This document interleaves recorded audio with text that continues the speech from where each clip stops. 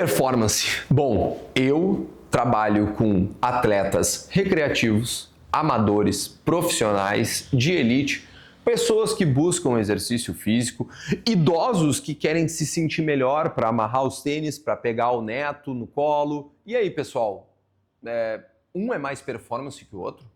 Porque para mim, tudo que eu falei agora é performance. A gente pode citar até outros tipos de performance que não só física, performance cognitiva, por exemplo, certo? Então, primeira coisa nessas orientações nutricionais que eu vou te trazer hoje para o processo de performance.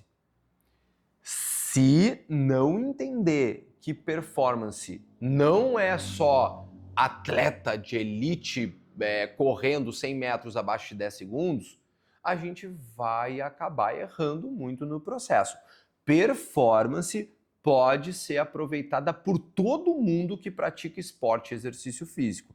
Então, se tu busca melhorar a tua performance sendo desde um atleta recreativo até um atleta de elite, certo? Ou um praticante de musculação, um praticante de corrida, um praticante de tênis, mas que basicamente quer melhorar para daqui a pouco se divertir mais com os amigos, ir nos campeonatos, brincar um pouquinho mais lá no topo, certo? Fica aqui nesse vídeo, acompanhe o Clube da Performance sempre com as melhores dicas, com as melhores orientações, acesse os nossos programas, a gente tem diferentes programas para tu que busca performance, recomposição corporal, emagrecimento, hipertrofia e não esquece, acompanha sempre o nosso clube para tudo isso que tu tem direito. Me apresentando brevemente, eu sou Fabrício Degrande, sou responsável técnico do Clube da Performance, sou formado em Nutrição e Educação Física aqui pela Universidade Federal de Pelotas, especialista nas áreas de nutrição esportiva, bem como mestre e doutor em nutrição pela Universidade Federal de Pelotas, sou docente universitário, responsável técnico do nosso Clube da Performance, nutricionista clínico esportivo, onde eu já atendi mais de 5.000 pacientes ao longo da minha jornada e com certeza, em seguida, tu já vai ser um deles. Vamos lá, o negócio é o seguinte, quando a gente fala de performance, pessoal, performance é uma coisa muito louca. Por quê? Primeira coisa é entender como medir performance. Né? Performance pode ser medida dentro do esporte, mas ela pode ser medida, como eu mencionei para vocês, através da composição corporal. Muitas pessoas não sabem, mas perder gordura e ganhar massa magra, como na recomposição corporal, é uma valência atribuída à performance, por exemplo. Mas a gente também tem outras valências. A gente pode pensar em daqui a pouco a medição da performance através de força, né? Através de potência, através de tempo até atingir o esforço, né? Percepção de esforço, desculpa. É, por exemplo, medido de maneira mais objetiva, como eu citei no início do vídeo, 100 metros em X segundos, né? Então a gente tem várias formas de medir performance.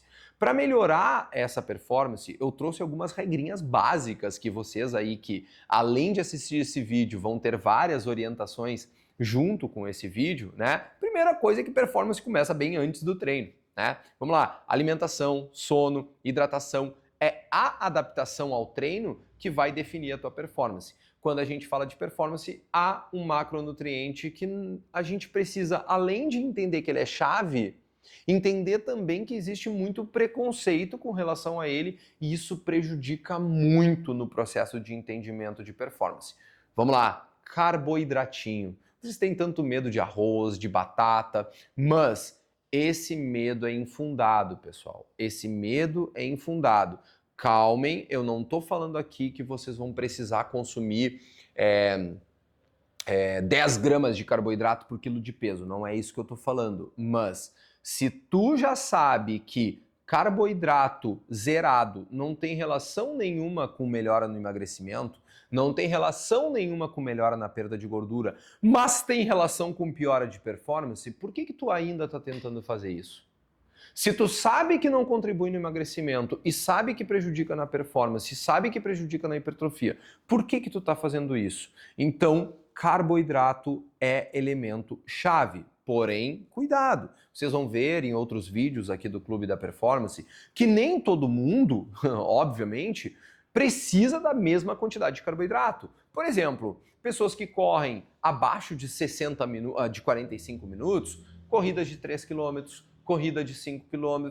São corridas que não vão precisar, por exemplo, dos famosos carbogel durante a corrida. Eu já vi muitos de vocês correndo aí 20 minutos, 15 minutos e tomando carboidrato no meio da corrida. Não tem porquê. Isso não vai trazer vantagem. Diferente, por exemplo, de quem está correndo 60 minutos, 90 minutos, 120 minutos, 180 minutos. Isso acontece, a gente sabe bem. O tratamento, o uso do carboidrato é muito diferente, certo? Vamos lá. Uma coisa que eu vejo muitas pessoas fazendo. Não é problema, mas não é solução. Não é problema, mas não é solução. Treinar sempre em jejum não é tão inteligente assim como parece.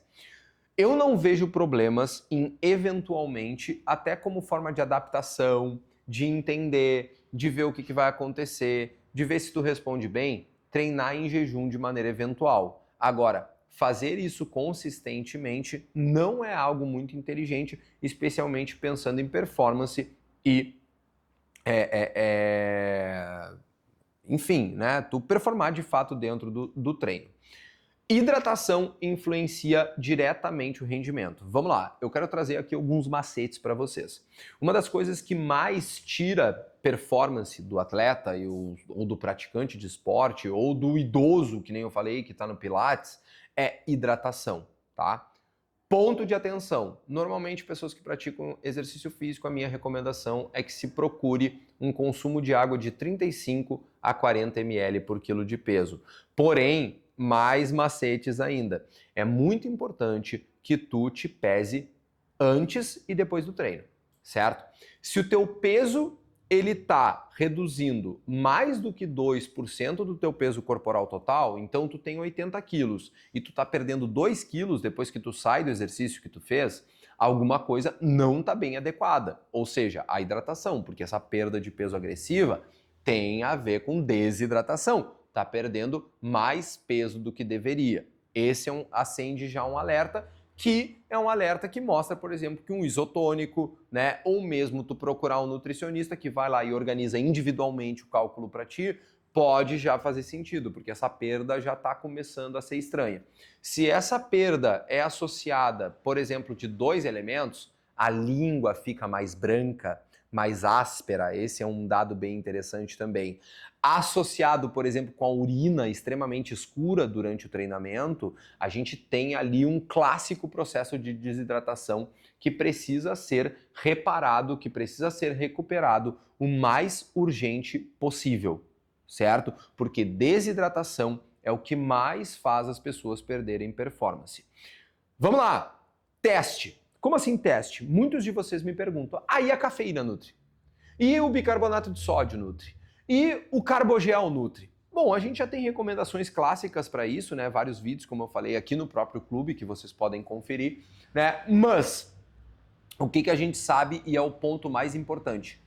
Nunca, em hipótese alguma, vocês vão ter uma prova de corrida, um judô, uma luta, né, no fim de semana, um campeonato de tênis no fim de semana, de pádel no fim de semana.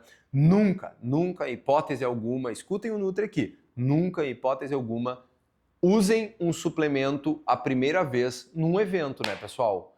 Todo suplemento precisa ser testado, porque existe uma outra coisa que tira muitos vocês da performance, de performar no máximo, que é, muitos corredores vão saber do que eu estou falando, nosso intestino. Se não testar antes, vai dar problema durante o treinamento. Se não testar antes, vai dar problema. Então, quer testar cafeína? Beleza, testa no treino.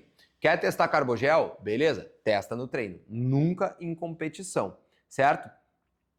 Dito isso, citei alguns suplementos e vários aqui a gente sabe que pode ter relação com a performance. Cafeína, creatina, bicarbonato de sódio.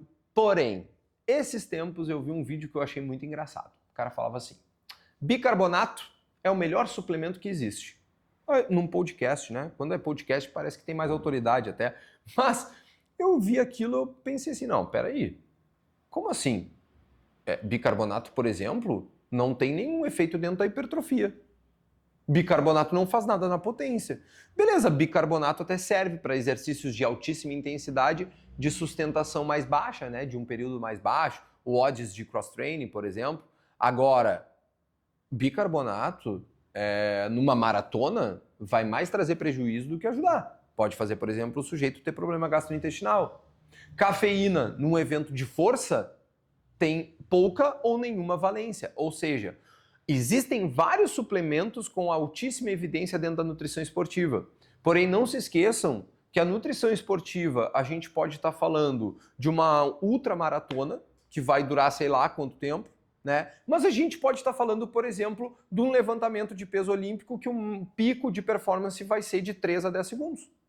Entendem? Então, tudo isso precisa ser extremamente individualizado, tá, pessoal? Falando um pouquinho, saindo um pouco da parte nutricional também, né? Treinar cansado. Muitos de vocês acabam fazendo isso. Nem sempre é produtivo. A gente sabe que para performar melhor precisa consistência, tá? Então, tem que treinar, tem que manter o treino, tem que ir no treino, tem que entender que é um processo, que é uma rotina, que não é nessa semana para outra que tu vai ganhar o campeonato, mas sim no que tu construiu até o campeonato, certo? Porém, treinar doente, treinar depois de dormir 3 horas, treinar num déficit calórico de 1.500 calorias por dia, não vai dar certo. Não vai dar certo. Dito isso, cheguei num ponto muito importante, né? O que eu acabei de falar para vocês? Treinar cansado. Hoje, a gente tem um conceito muito importante na nutrição esportiva. O nome desse conceito é disponibilidade energética. Disponibilidade energética diz o seguinte: se a gente mantém um consumo de caloria muito baixo durante muito tempo, vários problemas irão afetar aquele atleta amador de elite que seja ou praticante de esporte. Por exemplo, problemas endócrinos, principalmente no público feminino, problemas relacionados à densidade óssea da mulher e, lógico, dentro da performance, ou seja, é muito bonitinho a mulher tá lá com o abdômen todo trincado, mas não se esqueçam que mulher, atleta, não foi feita para ter o abdômen trincado, infelizmente, pessoal, isso aí não sou eu que estou dizendo, é uma questão biológica, ou seja, tá com um percentual de gordura muito baixo numa mulher, um exemplo, não é uma estratégia muito inteligente, porque em algum momento isso vai ser cobrado do teu corpo. Então pode, durante um certo tempo, tu não ver esse problema, porque tá tudo muito lindo, eu tô comendo muito pouco, mas eu ainda tô conseguindo correr, com certeza tu não tá conseguindo correr no teu máximo, mas tu tá conseguindo, tu tá com o abdômen definido, mas isso pode ser cobrado lá na frente, certo? Composição corporal influencia a performance, mas não é composição corporal a qualquer custo, senão vai acabar prejudicando a performance. Já chegando quase no final do nosso vídeo, né, pessoal? Muitos de vocês também caem numa coisa de suplementação de qualquer jeito. Aí já estou até saindo um pouquinho da cafeína, da creatina, que tem mais evidência. E aí a gente vai cair um pouco mais, por exemplo, coenzima Q10, não estou dizendo que não tem evidência, tá? Vamos com calma aqui. Coenzima Q10, vitamina D, magnésio. Pessoal, todos esses suplementos, eles entram num conceito que a gente chama de extrapolação bioquímica. Então, basicamente, a galera faz o seguinte.